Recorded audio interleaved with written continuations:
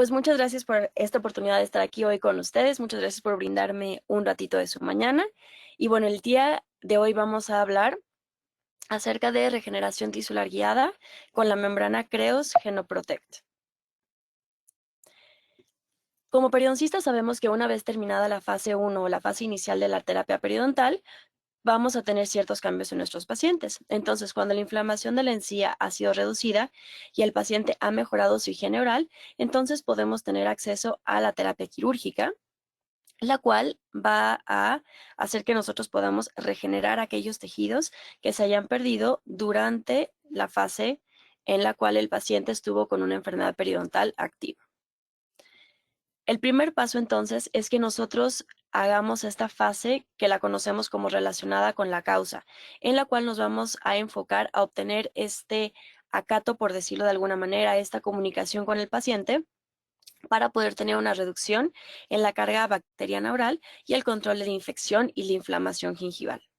Es muy importante entonces en este paso la comunicación con el paciente y que el paciente se vuelva parte de su solución y su tratamiento para que tengamos mejores resultados.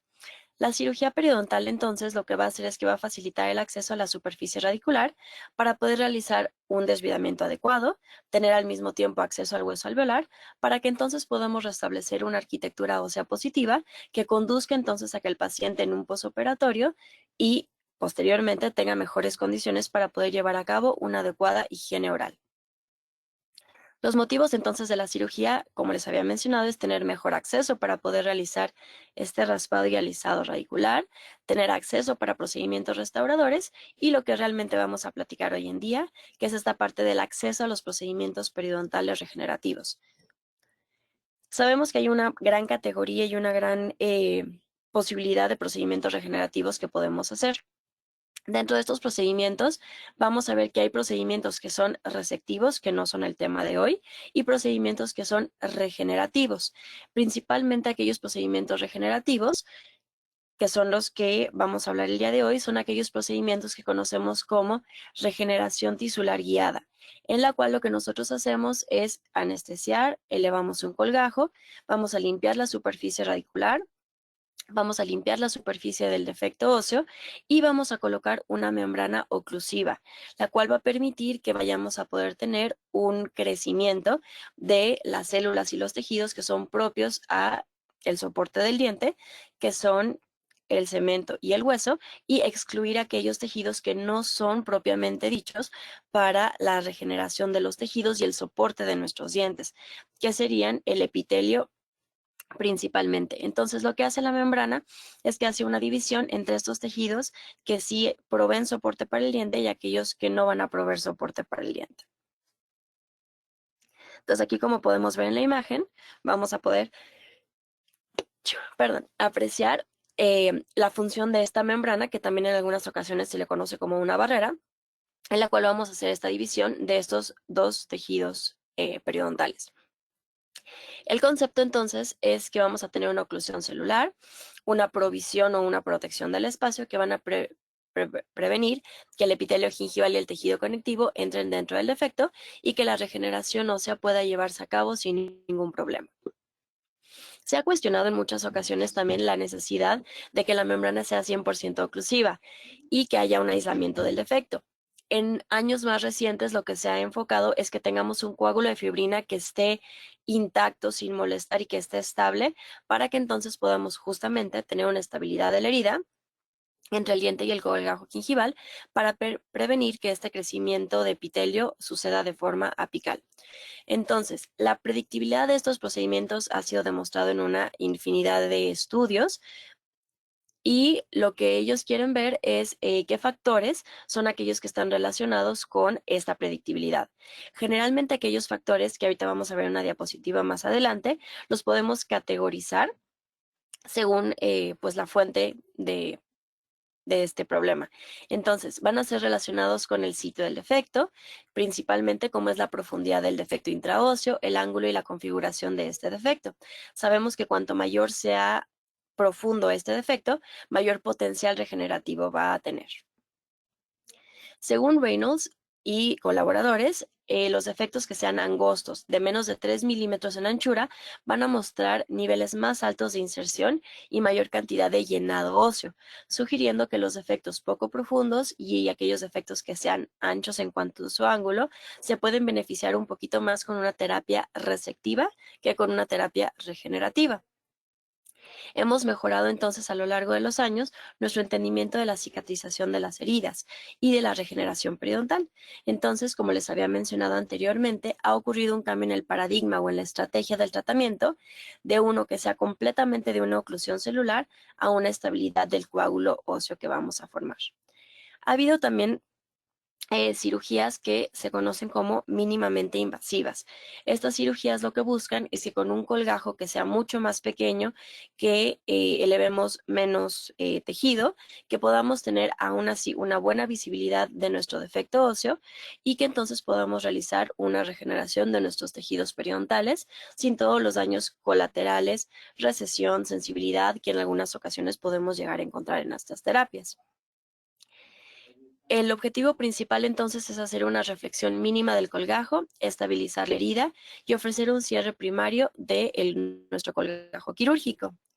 Se han incrementado también la cantidad de instrumentos que tenemos disponibles para poder hacer estos procedimientos y estos instrumentos son más pequeños, generalmente el mango es redondo, más fino, menos pesado, para que también sea más cómodo para que nosotros lo podamos llegar a utilizar y están específicamente diseñados entonces para minimizar el trauma, sabiendo que si nosotros tenemos un trauma reducido, vamos a tener una cicatrización más rápida.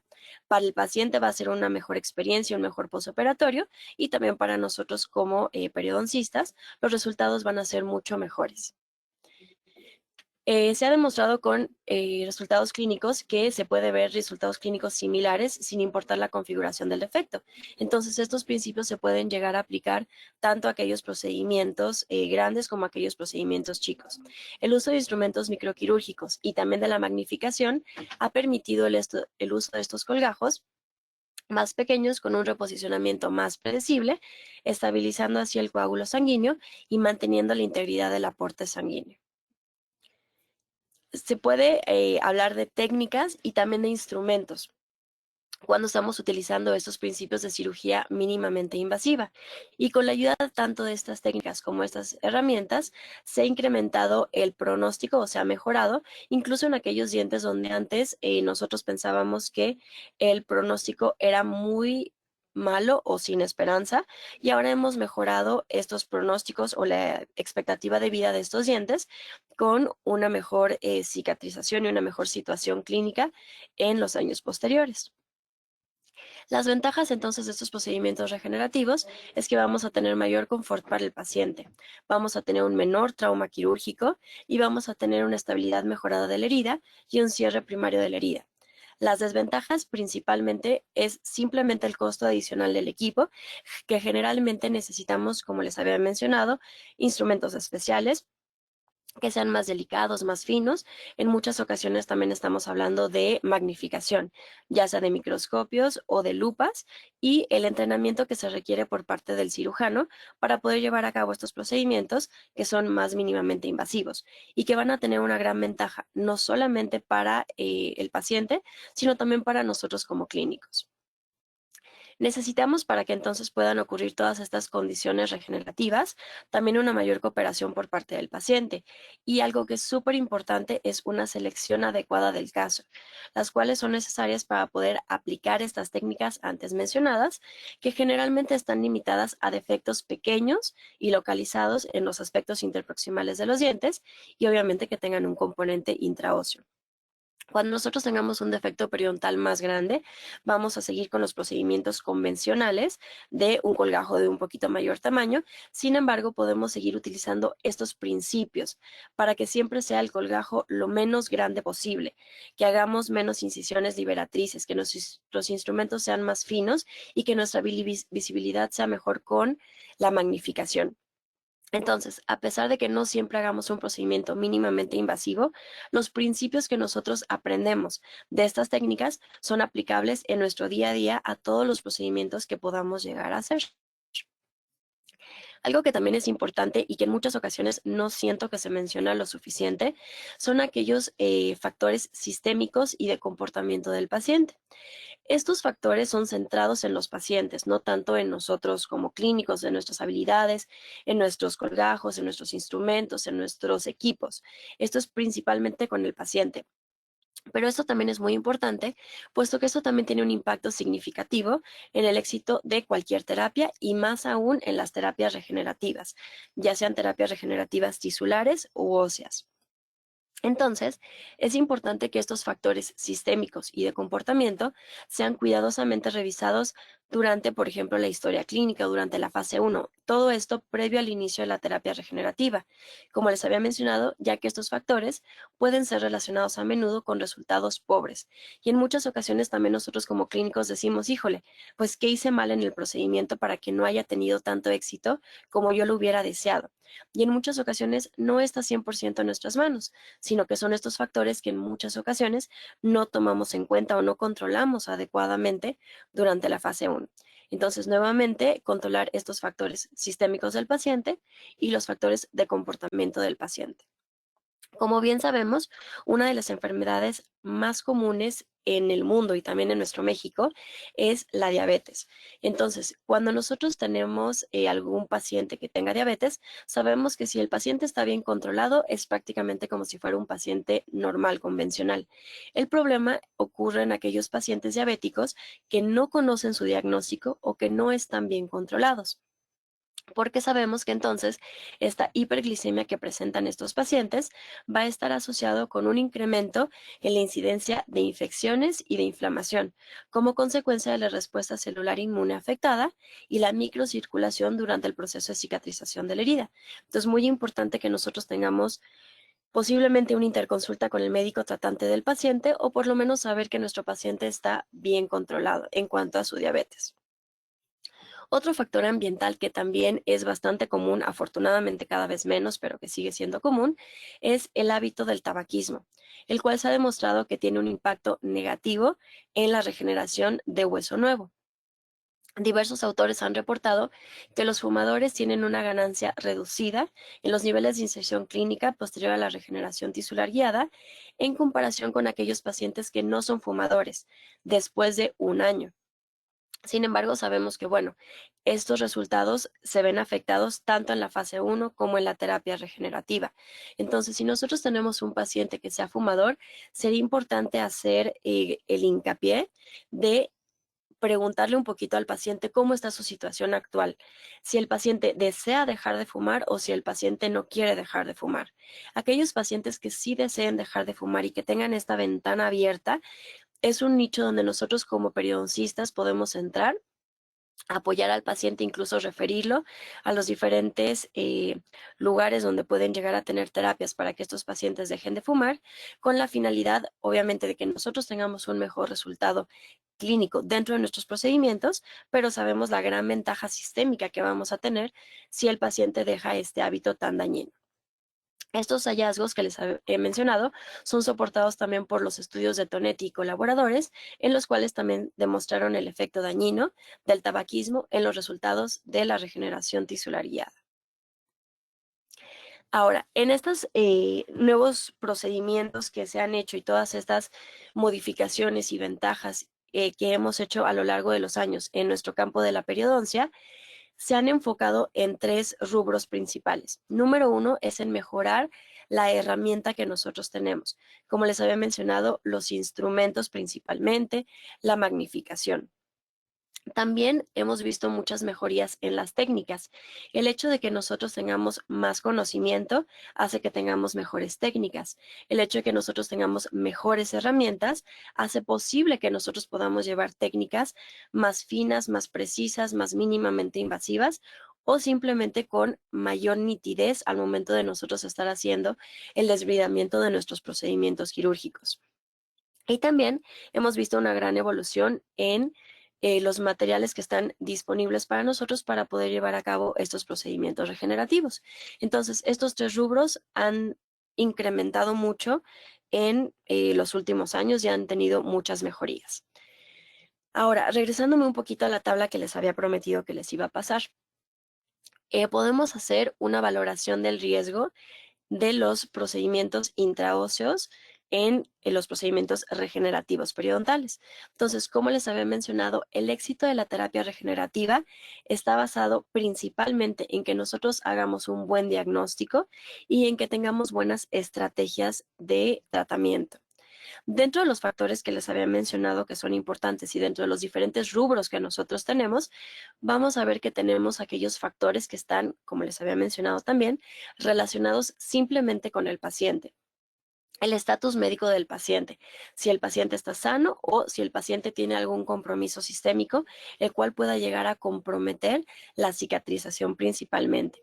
Si el paciente es un paciente fumador o no fumador, y si es un fumador, ¿qué tanto fuma en el día? Haciéndolo, si fuma menos de 10 cigarros al día, un fumador, digamos, ligero, y si fuma más de 10 cigarrillos al día, es un fumador pesado. Aquí también es importante mencionar desde hace cuánto tiempo el paciente lleva con este hábito. No es lo mismo un paciente que fuma solamente socialmente en bodas, por ejemplo, los fines de semana, a aquel paciente que absolutamente todos los días se fuma una cajetilla de cigarro. Entonces, como les había mencionado, también saber si el paciente está dispuesto a dejar de fumar para poder hacer hincapié en esto y ayudarle, o de plano saber que no vamos a contar con un cambio en este paciente. Algo que también es importante, pero que sí nosotros tenemos un poquito de control, es el control personal de placa del paciente. Sí tenemos conteos de boca completa, de sangrado al sondeo de menos del 15%, de más del 25%, de control de placa de la misma forma. Si el paciente ha sido un paciente que ha tenido un cambio en su higiene oral desde que ha venido con nosotros a la consulta, si el paciente es un paciente errático o si el paciente de plano no coopera para nada, y también cuáles son las expectativas que tiene el paciente con respecto a su tratamiento.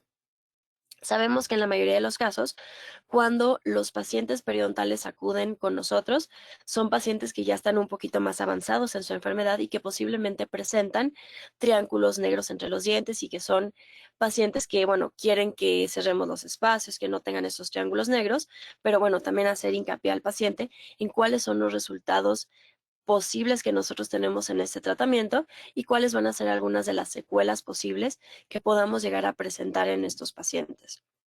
Siempre recuerden que es importante primero controlar la infección y la inflamación del paciente y ya posteriormente podemos hacer un tratamiento interdisciplinario con ortodoncia, con prostodoncia, para poder resolver un poquito el problema estético del paciente. Ahora también vamos a tener factores que están relacionados con el diente. Y estos también son muy importantes, puesto que van a ser los que nos van a determinar qué tipo de técnica, qué tipo de biomateriales son los que vamos a utilizar. Entonces, por ejemplo, si el paciente tiene trauma oclusal, si tiene movilidad, cuál es la condición endodóntica del paciente, cómo es el estado de la superficie radicular del paciente. Algo que es muy importante es la anatomía de los tejidos blandos de los pacientes, si están intactos, si tienen alguna deficiencia, si tiene un biotipo o un fenotipo delgado, un fenotipo grueso, si tenemos buena cantidad de encía queratinizada o no tenemos una banda suficientemente gruesa de encía queratinizada. De igual forma y de la mano con los factores del diente, van a ser los defectos propios del defecto. ¿Cómo es la anatomía del defecto? Sabemos que aquellos defectos que sean de mayor número de paredes, es decir, de 3 números de paredes, van a ser defectos que van a ser mejores en su potencial regenerativo que aquellos defectos que tengan menor número de paredes, como por ejemplo de una pared. Si el paciente tiene involucración de furcaciones o no tiene involucración de furcaciones, qué tan fácil es limpiar estos espacios a través del acceso quirúrgico, y también aquí yo agregaría en el posoperatorio para el paciente. Si el defecto es un defecto que es contenido o un defecto que no es contenido. Y ya a nivel de nosotros como operadores, como periodoncistas, como cirujanos, factores que están relacionados con nosotros, nuestro nivel de experiencia, nuestro nivel de estrés, que también se ha visto que ha estado muy relacionado con nuestro desempeño clínico, y si estamos utilizando algún tipo de lista para poder nosotros palomear estos procedimientos. Se ha hecho también hincapié en esto, como por ejemplo cuando salimos en un avión, todos los pilotos tienen como una lista de todos los procedimientos que tienen que hacer, y esto lo que hace también no solamente es hacer una lista, sino ser sistemáticos y ser mucho más cautelosos en nuestros procedimientos. Si nosotros tenemos un protocolo bien definido de nuestros procedimientos, y no solamente nosotros, sino también nuestros asistentes, vamos a tener menor margen de error cuando estemos realizando nuestros procedimientos quirúrgicos. Entonces, bueno, como les había mencionado, los factores del paciente, ¿qué es la parte importante? Que hagamos un control de estos pacientes. Previo a la cirugía también, controlar el estado endodóntico del paciente, controlar la contaminación local y en caso de que el diente tenga movilidad, obviamente sabemos que no movilidad grado 3, si es movilidad grado 1 o grado 2, que podamos hacer algún tipo de ferulización de nuestro diente para que tengamos un mejor potencial regenerativo sin este micromovimiento que sabemos que puede llegar a afectar negativamente nuestros tejidos al momento de estar regenerando. Sabemos también que el diagnóstico es muy importante. Entonces, cuando nosotros tenemos una imagen radiográfica, tenemos un muy buen elemento diagnóstico para poder tomar decisiones. Sin embargo, si nosotros tenemos aunado a nuestro periodontograma, nuestra examinación clínica y nuestra radiografía, también tenemos una tomografía, vamos a ver que vamos a poder detectar cosas que clínicamente o radiográficamente en algunas ocasiones no podemos ver, puesto que la tomografía lo que nos ofrece es la tercera dimensión. Generalmente donde tenemos un mayor beneficio con respecto a la tomografía axial computarizada es en el defecto de las forcaciones y especialmente en los molares maxilares. En años recientes, la magnificación, ya sea con lupas o con microscopio, también ha sido utilizada en la terapia periodontal regenerativa, tanto quirúrgica como no quirúrgica, con resultados positivos. Entonces, bueno, regresando un poquito a las herramientas que tenemos, las técnicas que vamos a utilizar y los materiales. Con respecto a las técnicas, les había mencionado que ya tenemos mejor entendimiento de los procesos de cicatrización de nuestro paciente. Sabemos que es muy importante, como les había mencionado en un inicio, el mantenimiento del espacio, ya sea con una membrana más oclusiva, menos oclusiva y también con la estabilización de nuestro coágulo de fibrina. De ahí el siguiente punto, que es la estabilización del coágulo. Y algo que también es muy importante es el cierre primario en procedimientos regenerativos. Vamos a ver que de esta forma vamos a tener un mejor potencial regenerativo, nuestros biomateriales van a estar protegidos, la herida va a ser más fácil que cierre sin que tengamos que tener un cierre por segunda intención en el cual al cuerpo le cueste un poquito más de trabajo. Y bueno, importante que también tengamos un control de la inflamación de nuestro paciente, principalmente para que no haya una apertura de nuestro cierre al momento del posoperatorio. Los instrumentos microquirúrgicos también han sufrido cambios durante estos últimos años para, como les había mencionado, poder hacer uso de estas técnicas de mayor cuidado. Vamos a ver que nuestros colgajos van a estar entonces diseñados por lo que nosotros biológicamente vemos y de la misma forma vamos a elegir nuestra estrategia regenerativa. El diseño del colgajo ha jugado entonces un papel importante en el desarrollo de la aplicación de los principios mínimamente invasivos. Takei y colaboradores introdujeron la técnica de preservación de papila con la finalidad de proteger el espacio interproximal, que generalmente es aquel que va a albergar el defecto intraóseo, y con esto lo que vamos a hacer es que vamos a evitar incisiones que directamente estén en la zona interproximal y vamos a facilitar el cierre primario de nuestra herida.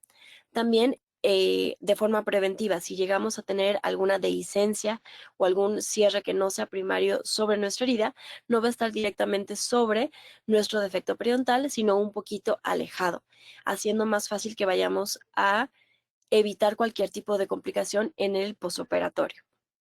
Entonces, dentro de las técnicas mínimamente invasivas, vemos que a lo largo de los años se hicieron ciertas modificaciones, ciertas simplificaciones y todo para poder hacer que estos procedimientos fueran cada vez mejores. Sin embargo, sabemos que hay casos en los cuales sí vamos a poder hacer uso de estas técnicas, como les había mencionado, y casos en los cuales los defectos van a ser tan grandes, en los cuales no vayamos a poder hacer uso de estos procedimientos. Por lo tanto, algo que es muy importante es revisar clínicamente, radiográficamente, tomográficamente a nuestro paciente de forma individual y también revisar cada boca, cada sitio, cada diente de forma individual. Puede ser que nuestro paciente tenga una condición clínica con una cantidad de encía queratinizada, un tipo de defecto, un tipo de diente en los molares y algo completamente diferente en la zona de los anteriores. Entonces, cada condición clínica, cada diente, cada defecto requiere que nosotros hagamos una evaluación cuidadosa preoperatoria de la morfología tanto de tejidos duros como de tejidos blandos para poder nosotros planear nuestro procedimiento regenerativo y poder tener el mejor resultado para nuestro paciente.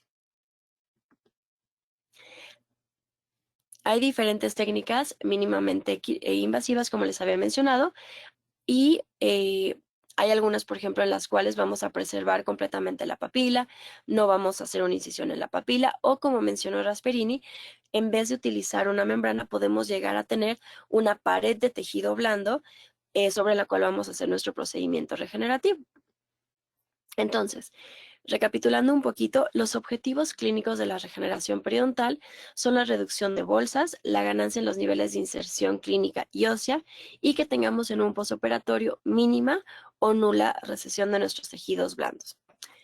Regresando un poquito al árbol de decisiones de nuestros defectos intraóseos, a mayor número de paredes les había mencionado que vamos a poder tener mayor potencial regenerativo. Cuando tengamos menor número de paredes, vamos a tener menor potencial regenerativo y más uso de ciertos biomateriales para poder hacer nuestros procedimientos.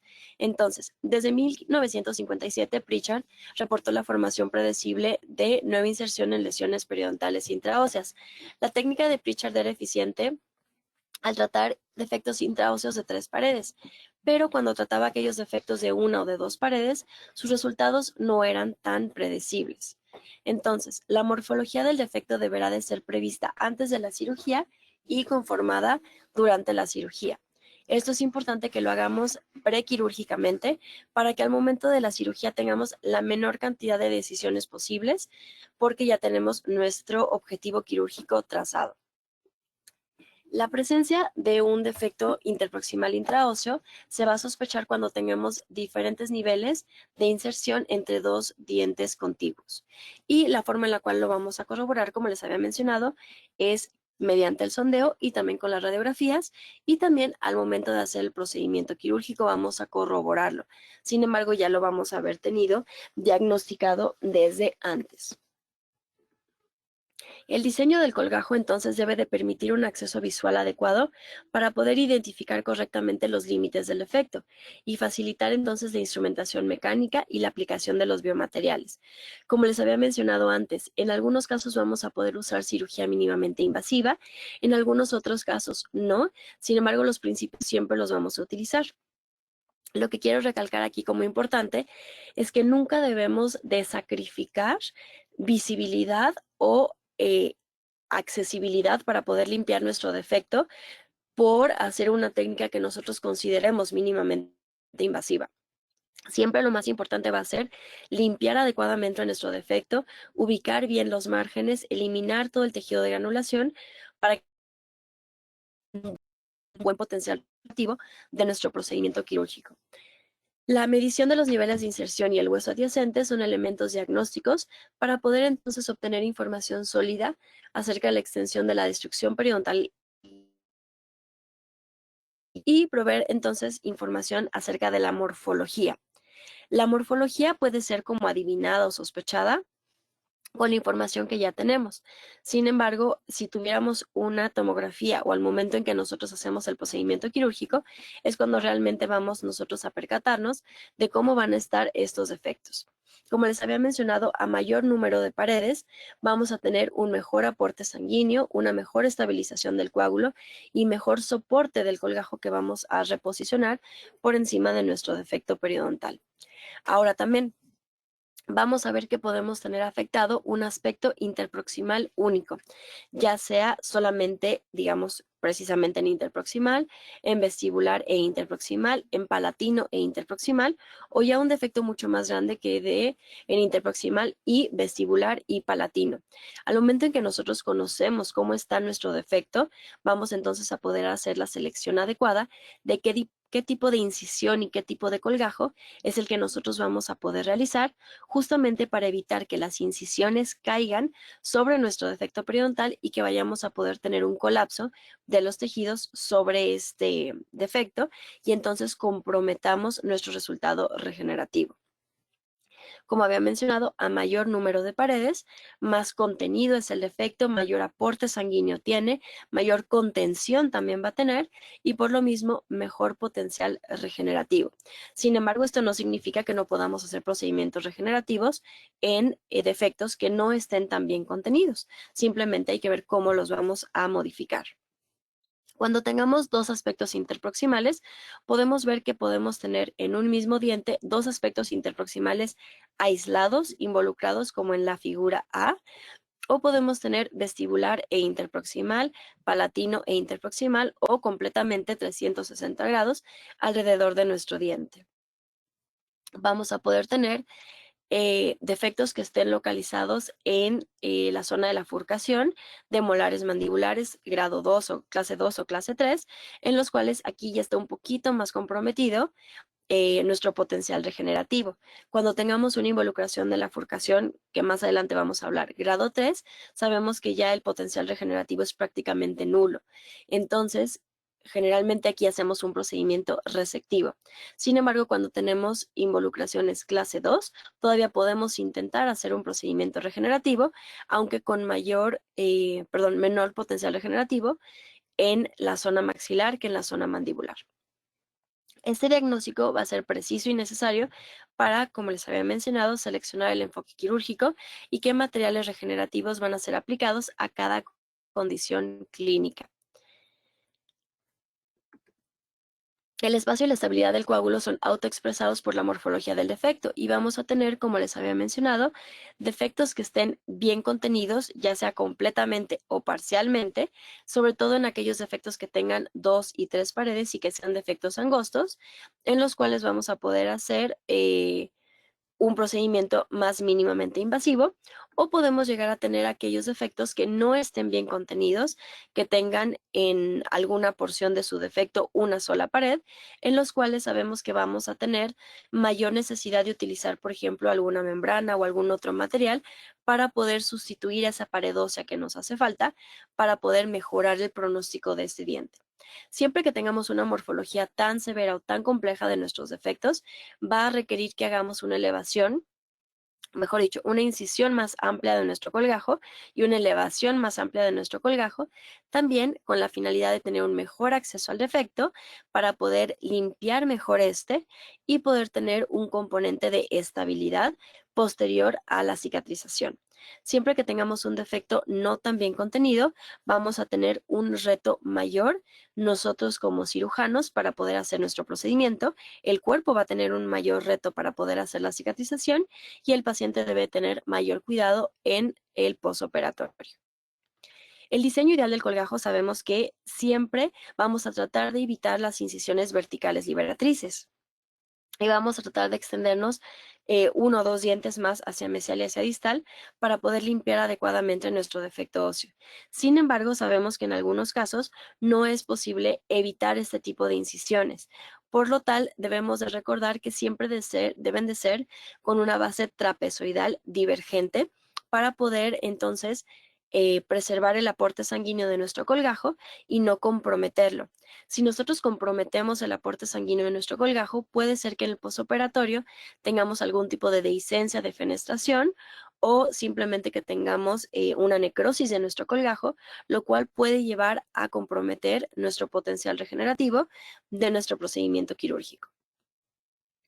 La posición de la incisión también es muy importante. Siempre que hagamos procedimientos hay que tratar de preservar la papila de una forma completa para poder hacer el cierre primario de nuestra herida y en muchos casos podemos llegar a utilizar instrumentos microquirúrgicos para hacer la elevación de esta papila. Vamos ahora a ver algo que a todo mundo nos encanta, que son los casos clínicos. Entonces, bueno, vemos a este paciente que evidentemente vemos que tenía antecedentes de enfermedad periodontal, tiene pérdida de tejido blando, pérdida de tejido duro, Sin embargo, hemos logrado con la fase 1 tener una buena condición de nuestro paciente, reducir el control de placas, reducir los niveles de sangrado de nuestro paciente y vamos a apreciar tanto clínicamente con nuestra sonda como radiográficamente que tenemos la presencia de defectos óseos en este paciente. Entonces, hablando precisamente de las incisiones, cuando nosotros queramos hacer una preservación de papila, debemos de ver que la incisión no debe de ser realizado demasiado coronal o cerca de la punta de la papila, puesto que todo el volumen en esta zona está ocupado por epitelio y no tenemos un tejido conectivo subyacente que le dé nutrición a este epitelio. Por lo tanto, si nosotros hacemos una incisión aquí, podemos llegar a tener necrosis de esta papila y exposición de nuestro material regenerativo. Si nosotros hacemos una incisión demasiado apicalmente, también podemos llegar a tener cierto compromiso al momento de estar haciendo nuestro procedimiento quirúrgico o en la cirugía regenerativa. Por lo tanto, la línea de la incisión inicial deberá de ser colocada en el área contenida dentro de los límites de las líneas rojas que les marqué en esta foto para que hagamos una preservación completa o casi completa de nuestra papila, preservada con un punto de contacto.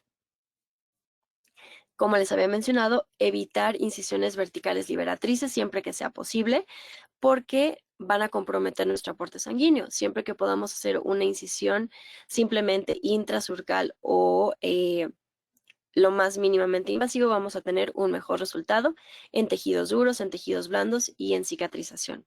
Sin embargo, como les había mencionado, sabemos que no siempre va a ser posible y nunca debemos de comprometer la visibilidad y el acceso para poder limpiar adecuadamente nuestro defecto periodontal.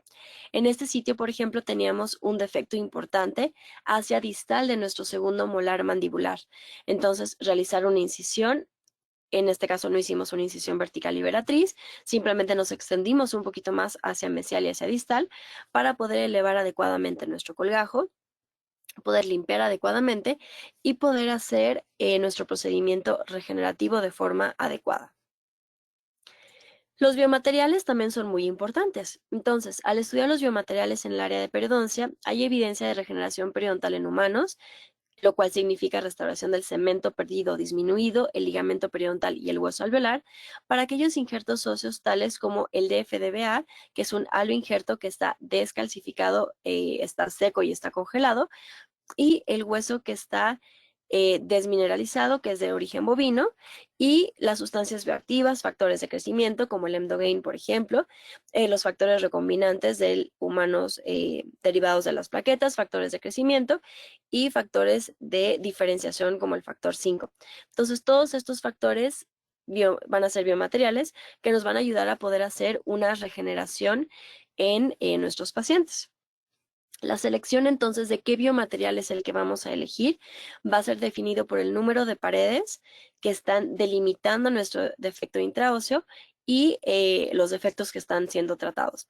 Como les había mencionado, aquellos defectos que estén bien contenidos, las sustancias bioactivas y los factores de crecimiento pueden ser utilizados solos o en combinación con un injerto óseo. Aquellos defectos que tengan menos cantidad de paredes óseas van a necesitar mayor cantidad de biomateriales justamente para poder hacer la reconstrucción de estos tejidos que estén ausentes y poder hacer la reconstrucción de los tejidos de soporte de nuestro paciente. Los aloinjertos han sido estudiados ampliamente y adoptados como materiales de injerto óseo y han tenido muchos estudios con largo tiempo de seguimiento y grandes resultados positivos a lo largo de muchísimos años. Sabemos que vamos a tener diferentes tipos de biomateriales que podemos llegar a utilizar en cuanto a injertos óseos. Vamos a poder tener autoinjertos, aloinjertos, genoinjertos o aloplásticos. Sabemos que aquellos autoinjertos que sean tomados del propio paciente de una fuente intraoral van a tener las mejores características.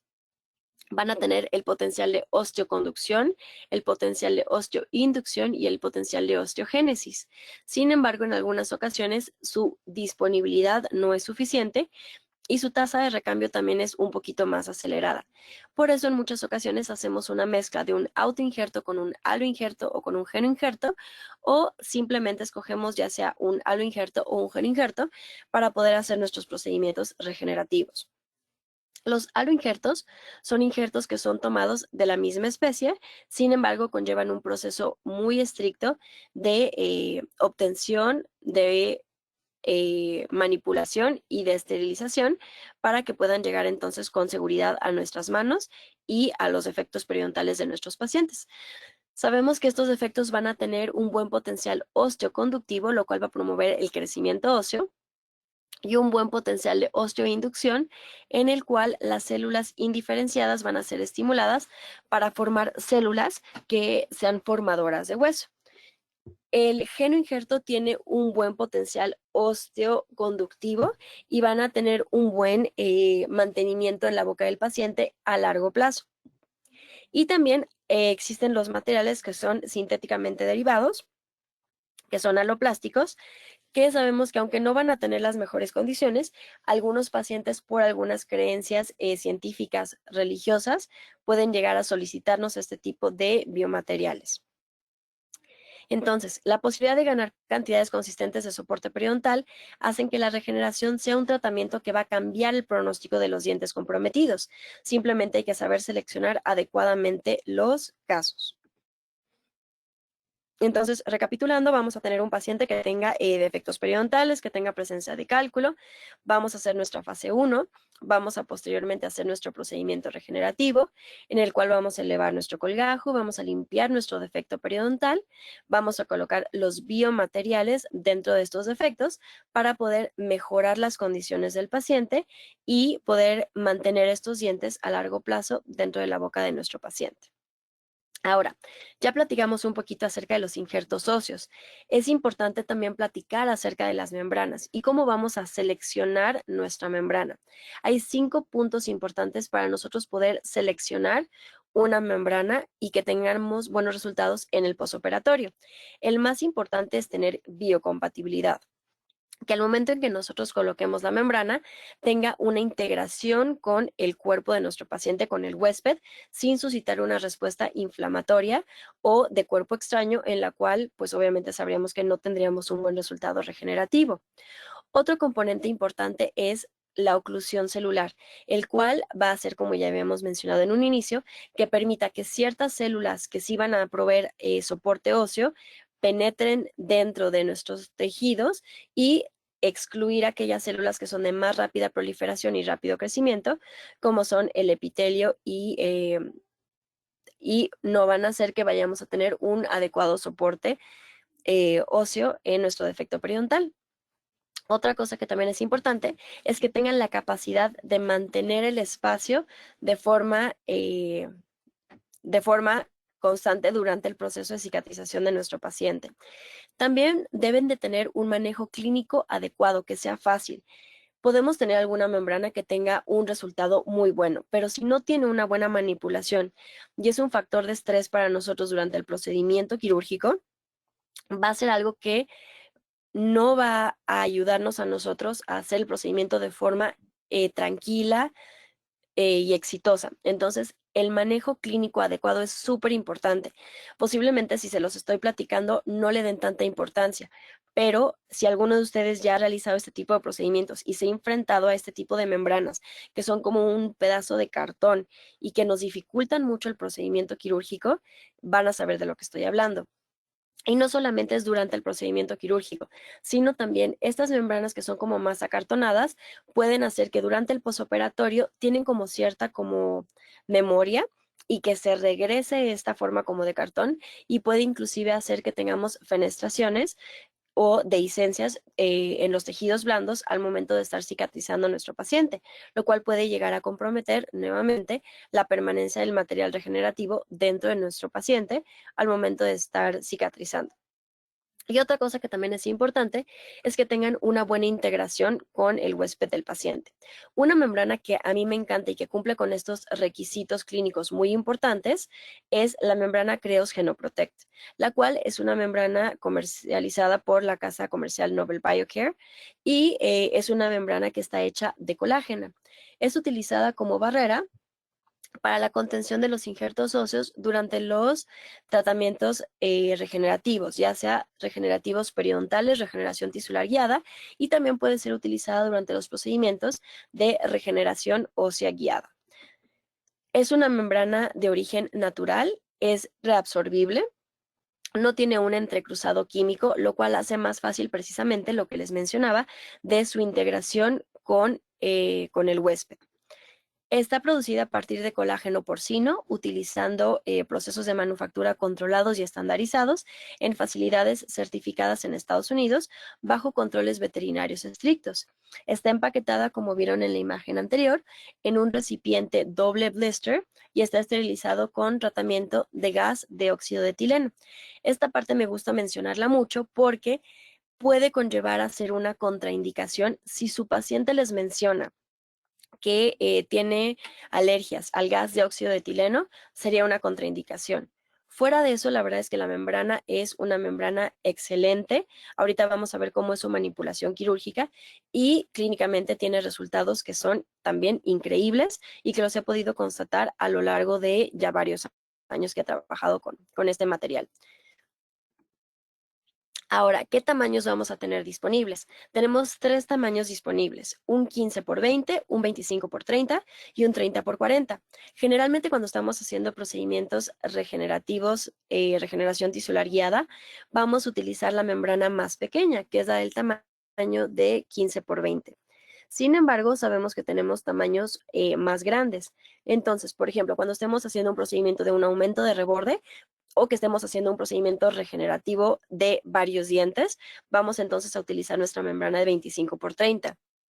Y la membrana de 30 por 40, yo la recomiendo mucho cuando estamos haciendo procedimientos de elevación con ventana lateral del piso del seno maxilar.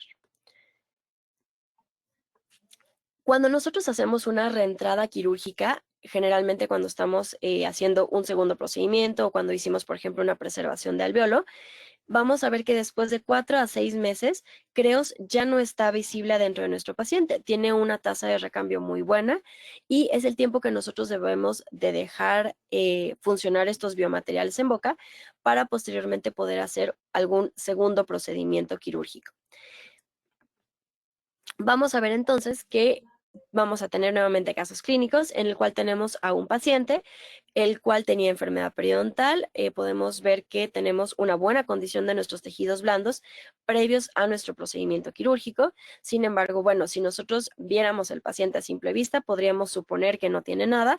Sin embargo, siempre es importante tomar radiografías, sondear a nuestro paciente, realizar una adecuada fase 1 y bueno, al momento en que nosotros levantamos nuestro colgajo, igual evitando las incisiones verticales liberatrices, vamos a apreciar el gran defecto que nosotros tenemos en distal de este premolar.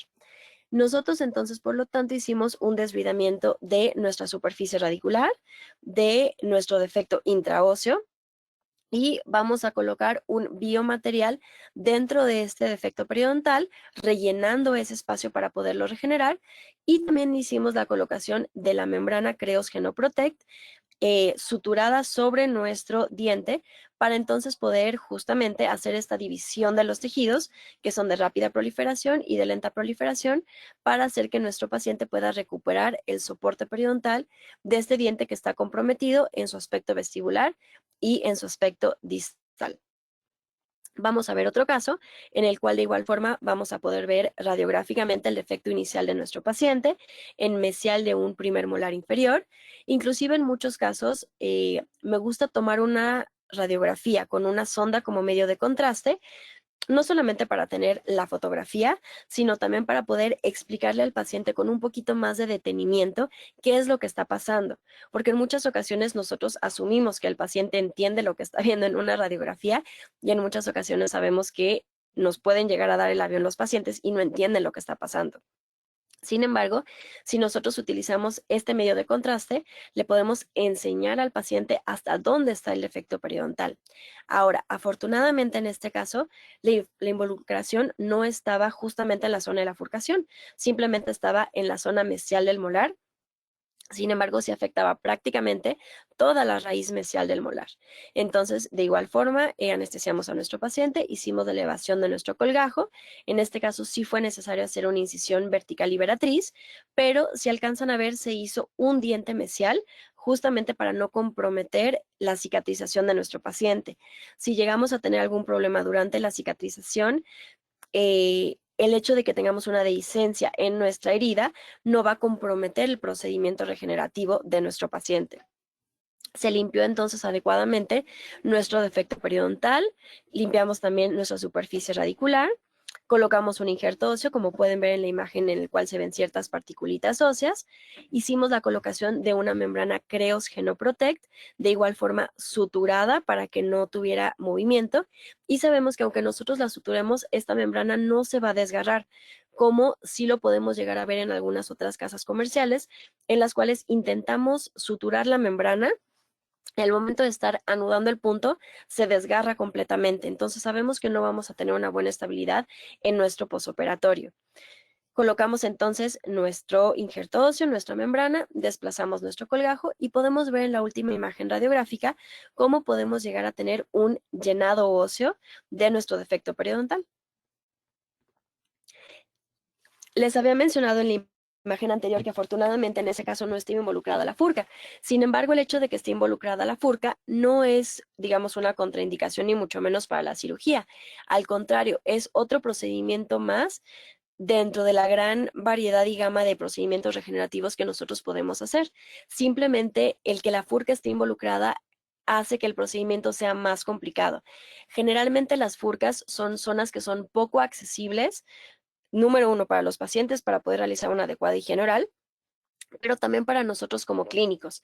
Entonces, siempre el hecho de que una forca esté involucrada va a hacer que nuestro procedimiento sea más complejo. La anatomía es más complejo, la instrumentación es más compleja y en muchas ocasiones el acceso para poder realizar esta instrumentación también se ve limitado. Entonces, vamos a ver el siguiente caso clínico en el cual tenemos ahora no involucrado ni mesial ni distal de nuestro diente, simplemente está involucrado el aspecto de la furcación de nuestro diente. Generalmente estas zonas les había mencionado que son de difícil acceso. Vamos a tener las ventajas que en muchos casos vamos a tener fenotipos gingivales gruesos, vamos a tener preservaciones de picos óseos en las partes interproximales y vamos a ver que también es importante la anatomía interna, la curvatura, las convergencias o lo que vayamos a tener en esta parte interna de las raíces para saber cuál va a ser nuestro potencial regenerativo de estos procedimientos. Entonces, elevamos de igual forma nuestro colgajo, limpiamos adecuadamente y les había mencionado anteriormente que la membrana tenía que estar mucho más grande de lo que es nuestro defecto periodontal. Tiene que recargarse sobre hueso sano para que justamente no se deprima y no se meta dentro de nuestro defecto periodontal. El hecho de que tengamos esta silueta o esta protección de más de 2 milímetros hacia toda la periferia de nuestro defecto periodontal o de nuestro defecto de la furcación va a hacer que tengamos un mejor potencial regenerativo. Entonces, también les había mencionado que podemos llegar a suturar nuestra membrana. Podemos hacer lo que a mí me gusta decirle como una forma de delantal de la membrana, ya sea por el aspecto vestibular o por el aspecto lingual, por donde sea que sea necesario, para entonces poder estabilizar nuestra membrana y por debajo poder colocar nuestro injerto óseo. La membrana Creos, como les había mencionado, tiene excelentes propiedades de resistencia mecánica. Cuando nosotros la suturamos, cuando nosotros la jalamos, inclusive en algunas ocasiones que hemos hecho cirugías de implantes, la podemos llegar a perforar con un dique de hule y no se va a desgarrar. Entonces, vamos a ver un pequeño video en el cual vamos a constatar cuáles son estas propiedades de las cuales les estoy platicando. Tenemos nuestra membrana, la vamos a humedecer con un sustituto de sangre, no crean que eso es un vasito de sangre, y entonces vamos a poder ver que una vez que está hidratada, lo cual sucede en segundos, no se forma como chiclosa, no se pliega sobre sí misma, y vamos a poder jalar la membrana para poder hacer, digamos, intentar jalarla, intentar romperla. Con los instrumentos no pude, entonces la voy a intentar romper con mis manos y créanme que no estoy haciendo poquita fuerza. Ni siquiera se hace como delgadita, ni siquiera se desgarra. Entonces, estas son las excelentes propiedades de las cuales les estoy platicando que hacen que esta membrana sea un excelente material regenerativo y que yo confíe en ella para mis procedimientos clínicos regenerativos. Nuevamente, regeneración tisular guiada y también procedimientos de regeneración ósea guiada, que no son el tema de la plática de hoy, pero en el cual también podemos llegar a utilizar esta membrana. Si quieren volver a ver el video con un poquito más de detenimiento, esta, por ejemplo, es una membrana de 30 por 40 y podemos ver cómo se hidrata de forma increíble.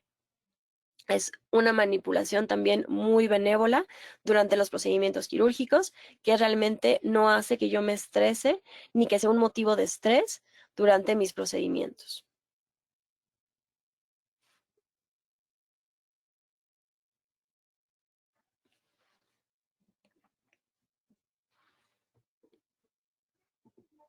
Entonces, bueno, aquí ya la pueden ver suturada sobre mi defecto periodontal.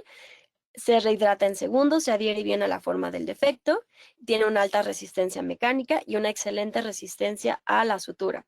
Ahora, ¿por qué les platico todo esto? Porque no todas las membranas se comportan biológicamente de la misma manera, puesto que difieren de su origen, en su estructura, y esto se va a ver reflejado en las propiedades mecánicas y en algo que es muy importante, que es su desempeño clínico.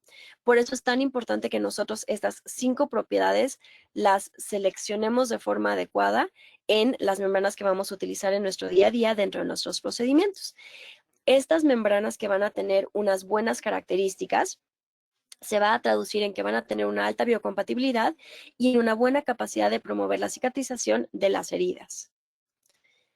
El concepto entonces va a ser hacer una elevación de un colgajo de grosor total para exponer la cresta ósea residual y dar acceso a la zona de la furcación para poder hacer un desruidamiento, eliminar el tejido de granulación cuidadosamente para poder exponer y limpiar la superficie radicular y el hueso alveolar. Posteriormente, raspar y alisar la superficie radicular, también puede ser con instrumentos manuales, rotatorios, ultrasonido, y debemos de poner especial cuidado en la limpieza del techo de la furcación. Está caracterizado por la presencia de surcos, proyecciones del esmalte, perlas del esmalte y otras irregularidades que puedan llegar a retener biofilm y cálculo. El uso de instrumentos recubiertos con diamante tiene la finalidad de eliminar estas irregularidades retentivas de placa para poder crear una superficie lisa y regular en el techo de la furcación, y también podemos llegar a utilizar microespejos, como ahorita vamos a ver más adelante en un caso, alta magnificación, para entonces poder hacer un enfoque mucho más delicado, mucho más meticuloso y hacer una ejecución exitosa de nuestro procedimiento quirúrgico. Vamos a ver entonces este caso en el cual, si nosotros igual no somos suficientemente cuidadosos, podríamos pasar como desapercibido el problema en la zona de la furcación que alcanzan a ver en esta porción distal de la raíz mesial de este primer molar inferior. Aquí podemos ver el posoperatorio. Entonces, bueno, vamos a ver cómo fue el procedimiento quirúrgico. Al momento en que nosotros levantamos, podemos ver justamente este problema en la cara distal de la raíz mesial de este primer molar, en el cual podemos ver que el acceso es bastante limitado. Es prácticamente una cueva allá adentro. Y también, si somos muy cuidadosos, en la raíz mesial, en la raíz distal hacia mesial no está involucrado el diente, simplemente es la mitad de la furcación, por decirlo de alguna manera. Entonces tenemos un acceso limitado para poder entrar a ese espacio y poder limpiar adecuadamente para poder regenerar. Ahora, ¿qué nos va a ser de mucha utilidad? Justamente estos microespejos que son usados en endodoncia, y que a mí también me gusta decirles espejitos de Barbie, porque aquí se ve una foto inmensa, pero en realidad son espejos muy, muy, muy pequeñitos, pero van a tener un gran valor al momento de estar haciendo nuestros procedimientos quirúrgicos. Con este espejo yo puedo alcanzar a ver el techo de la furcación para poder darme cuenta justamente lo que les platicaba, que no haya cálculo, que no haya irregularidades, que no haya nada que me pueda impedir que ese procedimiento vaya a poder tener éxito a largo plazo. Voy entonces a hacer la configuración de mi membrana Creosgeno Protect, siempre con tijeras estériles, con una pinza estéril, y en muchas ocasiones me puedo llegar a cambiar los guantes para que no estén contaminados mis guantes con toda pues el tejido de granulación que manipulé anteriormente. Me cambio los guantes para poder hacer una manipulación completamente estéril de mi membrana y posteriormente poder colocarla dentro de mi defecto periodontal. Ahora, donde les había mencionado que podíamos colocar la membrana con una forma como de delantal, lo podemos colocar tanto por la parte vestibular, pero también por la parte de lingual, en donde sea que el paciente presente el problema. La membrana es muy versátil y nosotros podemos hacer uso de ella en un sinnúmero de defectos periodontales y de procedimientos quirúrgicos. Entonces, bueno, eliminamos el tejido de granulación, vamos en este caso a colocar nuestra membrana por lingual. Nuevamente corroboramos lo resistente que es a la tensión nuestra membrana y que sus propiedades mecánicas permiten que nosotros la podamos suturar, la podamos jalar, le podamos hacer un chorro de cosas sin que esta membrana sufra una deformación. Ahora, cuando ustedes abren la membrana dentro del blister, no hay una orientación sugerida durante la colocación, o sea, no hay un lado correcto y un lado incorrecto. La pueden colocar de la forma en la que ustedes deseen. Una vez hidratada, va a tener como que esta característica en la cual se amolda muy bien a los tejidos y se adhiere muy bien.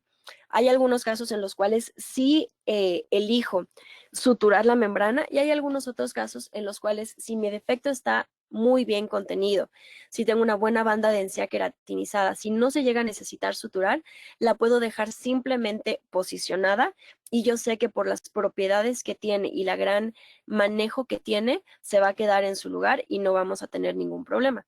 Obviamente siempre respetando los principios que les había mencionado de que se recargue sobre paredes óseas sanas. Se va a rehidratar en segundos, se adhiere bien a la forma del defecto y bueno, la vamos a poder utilizar en todos estos procedimientos quirúrgicos. El éxito a largo plazo de los procedimientos de regeneración tisular guiada es de más o menos el 83 al 100% después de una tasa de tiempo de 5 a 12 años. Sabemos que también es importante el mantenimiento de los pacientes. Entonces, no es que las terapias sean mágicas, sino que tienen que ser terapias que estén bien diagnosticadas, bien realizadas, con un cuidado adecuado postoperatorio y con un buen seguimiento, una buena terapia de mantenimiento a lo largo del tiempo. Ahora, podemos nosotros estudiar en la literatura qué pasa si nosotros hacemos procedimientos con membranas y sin membranas. En todos los estudios clínicos nosotros vamos a encontrar que aquellos procedimientos de regeneración tisular guiada con una membrana reabsorbible va a tener mejores resultados en cuanto a los niveles clínicos de inserción en comparación cuando hacemos, por ejemplo, un desbridamiento por sí solo o un desbridamiento y un injerto óseo. Vamos a ver que vayamos a tener mejor reducción en la profundidad del sondeo y mejor llenado óseo, tanto horizontal como vertical. Cuando nosotros hacemos terapia, digamos, de combinación, una regeneración tisular guiada, membrana más un injerto óseo, siempre vamos a tener un mejor resultado que cuando hacemos un desbridamiento por sí solo o que cuando hacemos la colocación de la membrana sin un injerto óseo. Sabemos también que tenemos otro tipo de biomateriales disponibles, como son los derivados de la matriz del esmalte. Sin embargo, sabemos que estos están diseñados más para cuando hacemos procedimientos que son extremadamente angostos y y bastante profundos. Entonces, realmente sí el Emdogain tiene ciertas ventajas clínicas, sin embargo, no tiene la gran versatilidad que puede llegar a tener la membrana Creosgeno Protect y también la podemos utilizar en más casos clínicos con una gran seguridad. Y les había mencionado, también es importante hacer una selección adecuada de nuestro caso. En este caso, por ejemplo, vemos que tenemos defectos periodontales en este primer molar superior.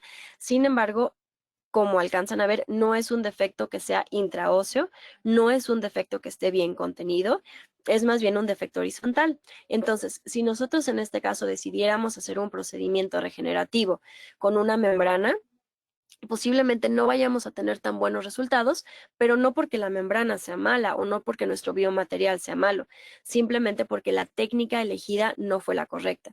Entonces, es importante, como les había mencionado, seleccionar adecuadamente nuestros procedimientos quirúrgicos.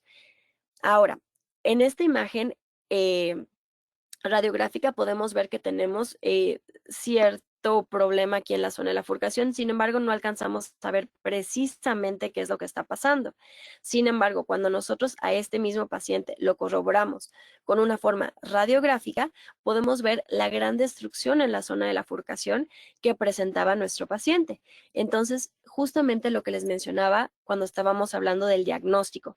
Hay casos que radiográficamente no vamos a poder diagnosticar adecuadamente y es por eso importante que hagamos un diagnóstico tomográfico, especialmente en los molares maxilares, en los cuales por la posición de las raíces, en una radiografía no vamos a poder alcanzar a ver la extensión de nuestro defecto periodontal.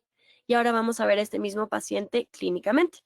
Entonces, vamos a ver cómo teníamos la involucración de la furcación en este aspecto por vestibular, pero también justamente con el uso de nuestros espejitos de endodoncia, vamos a poder ver el gran problema que teníamos en el aspecto interproximal, que de alguna otra manera, sin estos espejitos, sería muy difícil o contorsionarnos demasiado para poder alcanzar a verlos.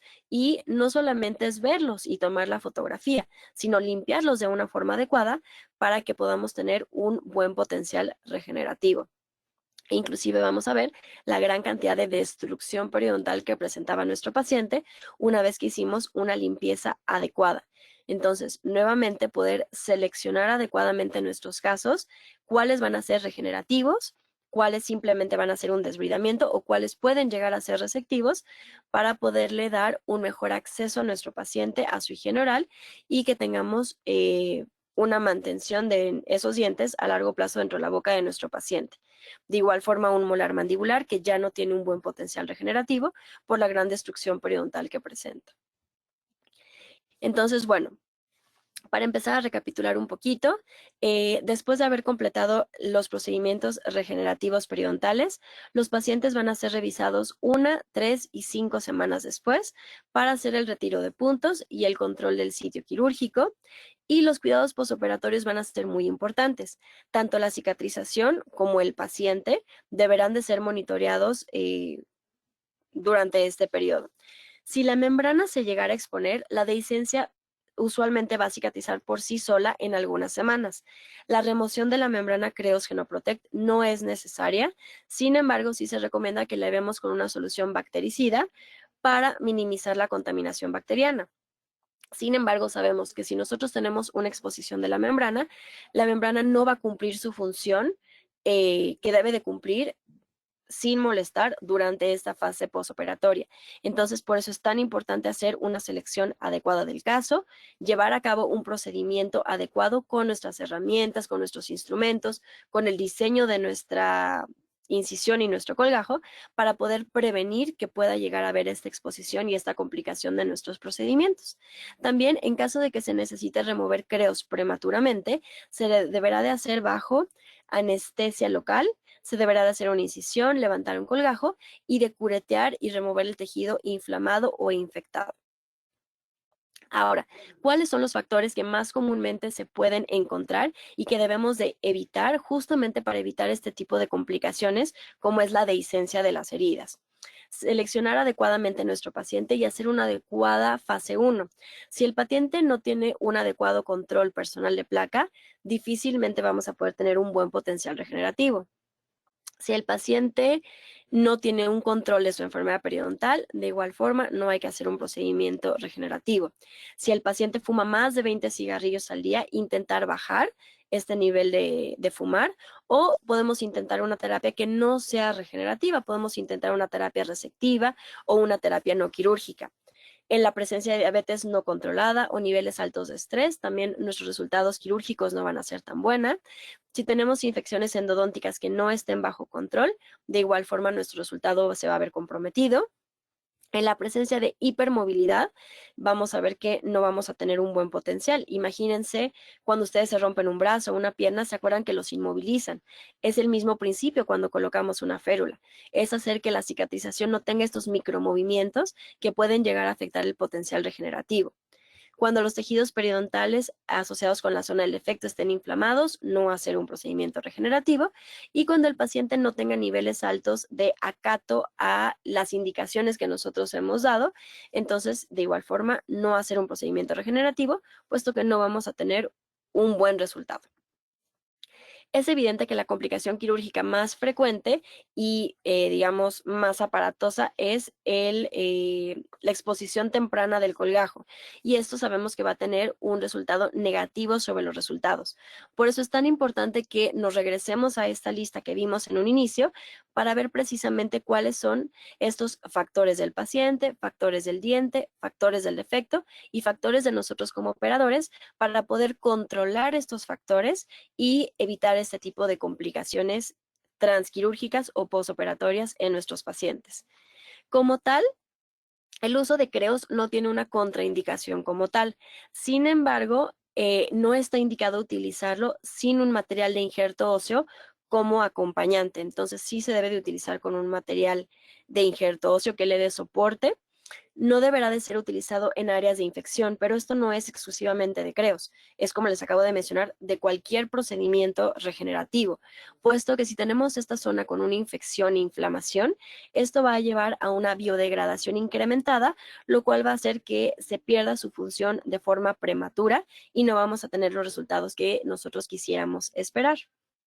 Y la única contraindicación verdaderamente, y que se encuentra de hecho en el folleto que viene junto con la membrana, es en aquellos pacientes que tengan sensibilidad a materiales derivados de los porcinos y los colágenos. Entonces, es la única contraindicación para ese tipo de pacientes.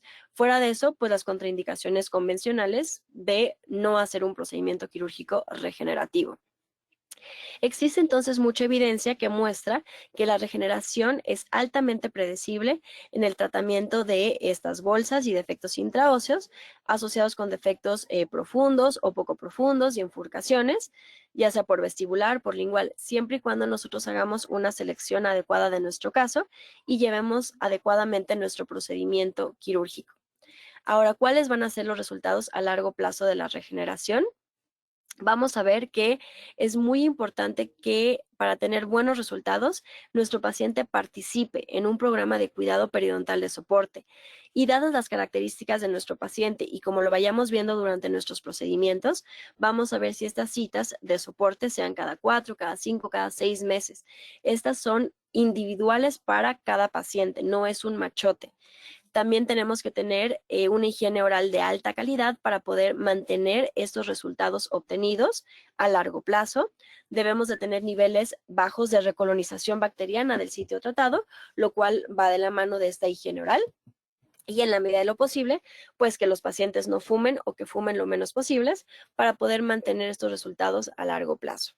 Muchas gracias a ustedes, muchas gracias a Nobel Biocare, a I+D y a todos los doctores que nos escucharon el día de hoy y que nos regalaron un poquito de su tiempo para poder conocer un poquito más acerca de esta terapia periodontal regenerativa. Espero verlos pronto otra vez y espero que haya sido de gran utilidad. Cualquier información adicional, bibliografía, lo que necesiten, ahí estamos en redes sociales.